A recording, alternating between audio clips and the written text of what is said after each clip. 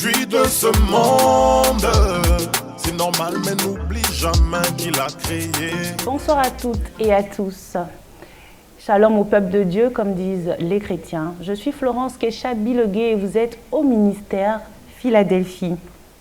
Église de combat, mais également de victoire. Aujourd'hui, et pendant 26 minutes, nous allons ensemble aborder une thématique intitulée Incubus et Succubus. Et pour en parler, nous sommes en compagnie du pasteur Jonas Obian qui répondra avec plaisir à nos interrogations.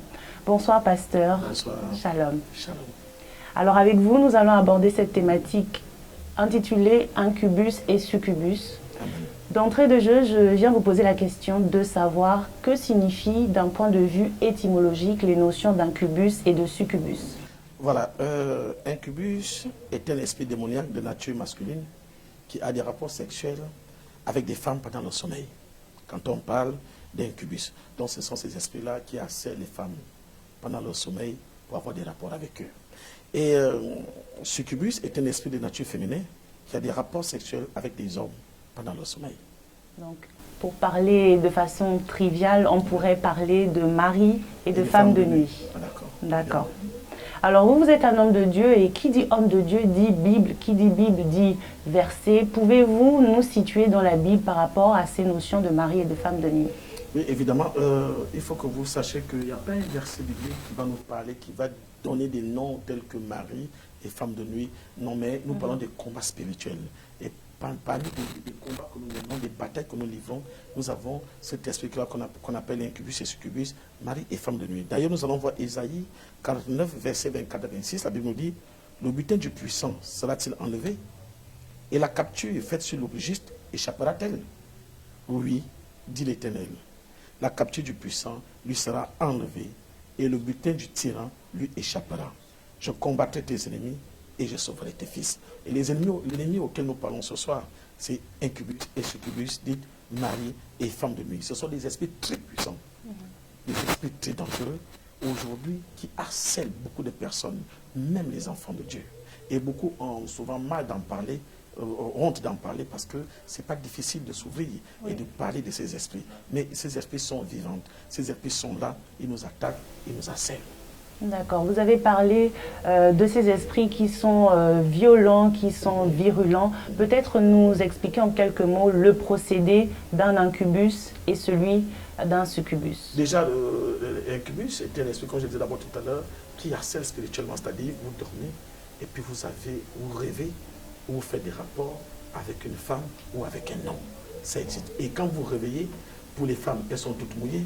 Pour les hommes, elles ont l'impression d'avoir couché avec une femme. Ce que vous voyez dans nos rêves, ça se matérialise physiquement.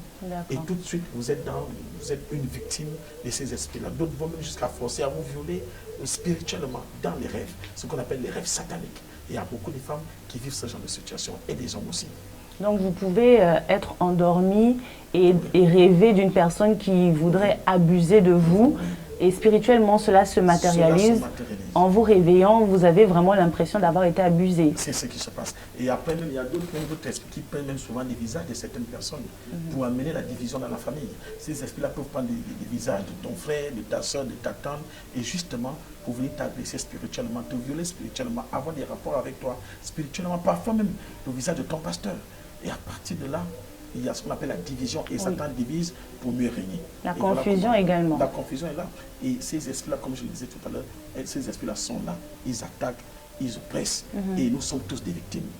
Mais pasteur, ne serait-ce pas un sujet subjectif, si je peux le dire ainsi, parce que je peux être amoureuse d'un jeune homme, rêver de lui, enfin, penser à lui toute la journée et m'endormir avec sa pensée, puis rêver que j'ai un rapport sexuel avec lui. Oui, mais quand ça devient déjà répétitif, si c'est à chaque fois, ça peut arriver une fois d'être amoureux ou amoureuse d'une personne et que dans les rêves, vous voyez que vous avez des rapports avec cette personne, ça peut arriver. Mais quand ça devient répétitif, à chaque fois, de lundi à dimanche, vous rêvez la même chose, même quand vous ne voulez pas rêver, même quand vous ne voulez même plus, ça arrive. Et des rêves qui se font au moment où vous couchez avec une femme ou un homme dans des rêves, et que en vous réveillant, vous avez l'impression qu'un homme est passé sur vous, ou bien que vous avez eu des rapports avec une femme, ça devient un problème. D'accord. Ce n'est plus d'ordre et de nature physique, ça devient un problème spirituel. Très bien. Alors, pasteur, il y a ces personnes qui sont dans l'ignorance, qui d'ailleurs découvrent aujourd'hui cette thématique d'incubus et de succubus. Vous avez parlé des rêves, on va dire, érotiques, des violences également. Mais à l'instar de ces deux principales actions, comment peut-on se rendre compte qu'on serait victime d'un mari ou d'une femme de nuit? Comme je le disais tout à l'heure, ce sont des esprits qui savent se cacher. Il y a certaines personnes qui ont des maris et des femmes de nuit dans leur vie, ils ne se rendent pas compte. Mais d'autres qui sont éveillés spirituellement se rendent compte automatiquement parce qu'il y a des conséquences après. Il y a des conséquences parfois. Nous parlons de la stérilité. Parce que ces esprits-là, lorsqu'ils couchent avec vous, vous savez, c'est un mariage spirituel, un mariage satanique. Vous pouvez être là, vous êtes marié spirituellement à un esprit impur, un esprit satanique. Donc cet esprit te réclame à chaque fois. C'est comme aller vouloir sauter avec une femme mariée. Cette femme mariée est toujours protégée par son époux.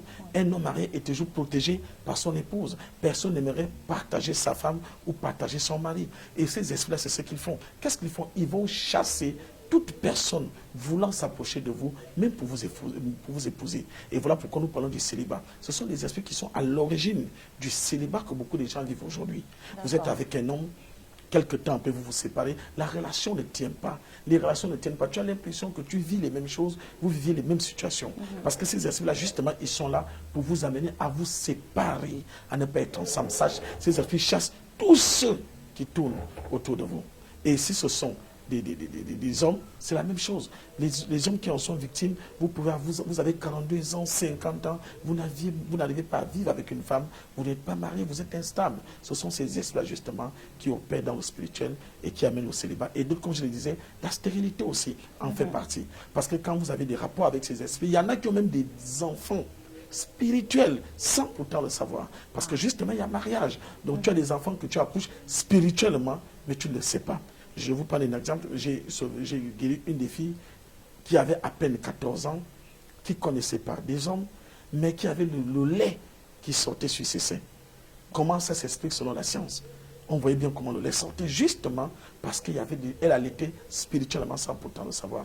Voilà les conséquences. On parle des règles douloureuses. La majorité des filles qui sont des règles douloureuses aujourd'hui, ce sont des dépôts des maris et des femmes de nuit.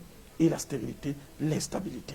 Parce que si vous avez, pour le cas d'une femme qui aurait un mari de nuit, on va du principe qu'il, lors d'un rapport sexuel, il éjaculerait en elle. Oui. Et donc, ça constituerait des dépôts spirituels dans le corps physique de la dame. Et ce sont ces dépôts-là qui amènent ce qu'on appelle les règles douloureuses. Il y a des femmes qui en souffrent, des règles douloureuses atroces.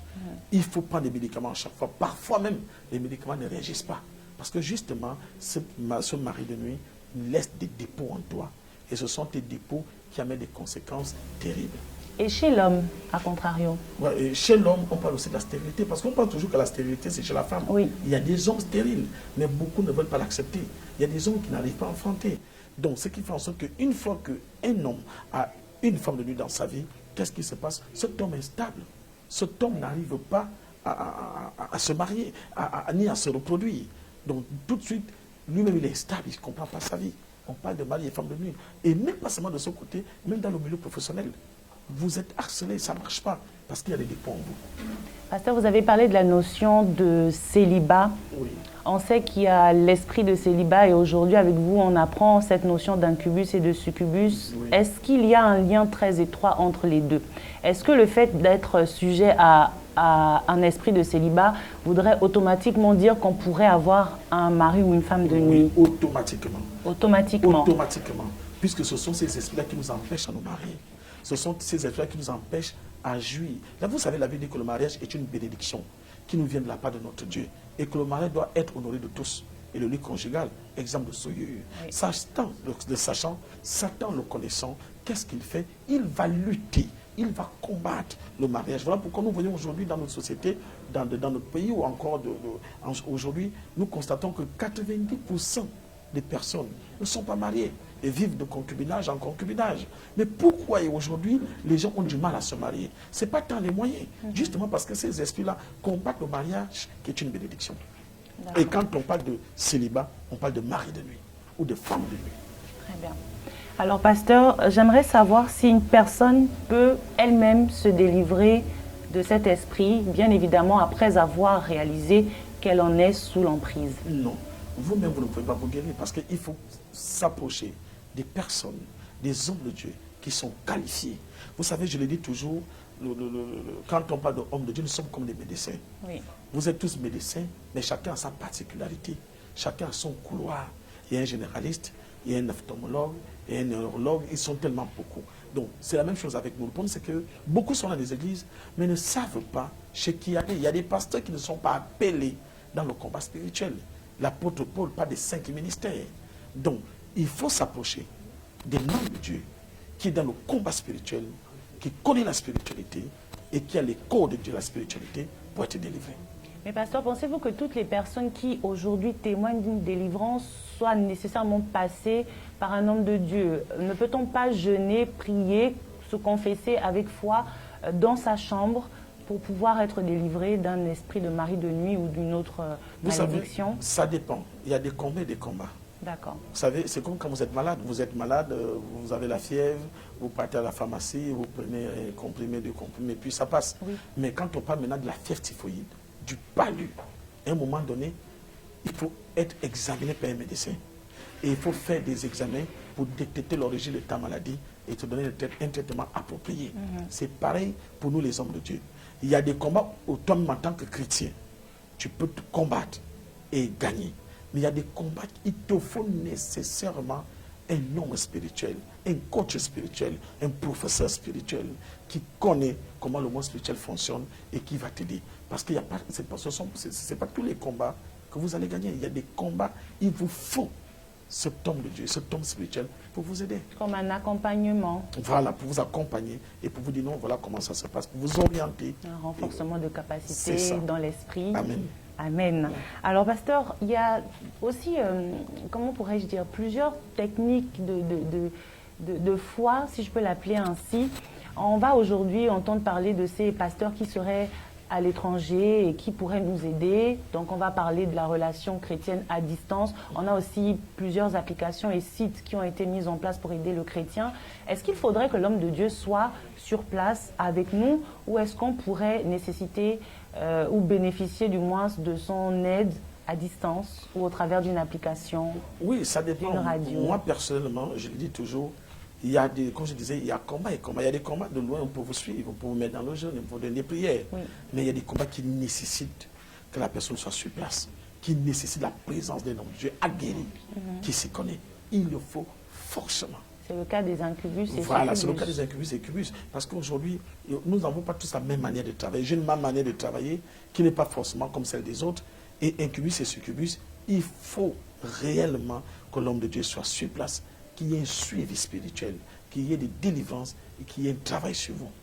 D'accord. Pasteur, vous nous avez dit que les esprits de mari et de femme de nuit sont des esprits dits méchants qui lâchent très difficilement leur proie. Oui. Alors comment donc s'assurer de façon pragmatique qu'on pourrait être délivré de ce mal?